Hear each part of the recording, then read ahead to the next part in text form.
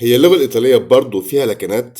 أكيد اللغة الإيطالية زي أي لغة فيها لكنات، وفيها جنوب، وفي كمان لكنات لسيشيليا وسردينيا.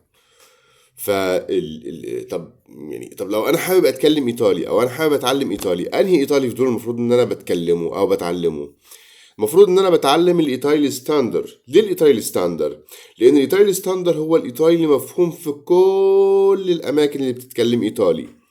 ايطالي الشمال طبعا يعني بيستخدم اكتر في شمال ايطاليا، ايطالي الجنوب بيستخدم في جنوب ايطاليا اكيد. سيشيليا الايطالي السيشيليانو او اللكنه السيشيليانو بتستخدم في سيشيليا.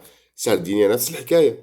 لكن انا حابب اتكلم ايطالي، هتعلم انهي ايطالي في كل دول؟ اكيد هتعلم ايطالي ستاندر. ستاندر اللي هو مفهوم في كل اللكنات، في الشمال وفي الجنوب وفي سيشيليا وفي سردينيا، مش بس دول، ومفهوم كمان في جنوب سويسرا. لان سويسرا بتتكلم ايطالي كلغه رسميه ولغه اساسيه. يعني الناس في جنوب سويسرا بيتكلموا اللغة الإيطالية بشكل رسمي، هي اللغة بتاعتهم أصلا لغة إيطالية. فلازم ناخد بالنا من الحكاية دي، ولما نبدأ نتكلم إيطالي مع بعض هنكون بنتكلم الإيطالي ستاندر اللي هو مفهوم في كل اللكنات والمناطق بتاعت إيطاليا. جراتسيه.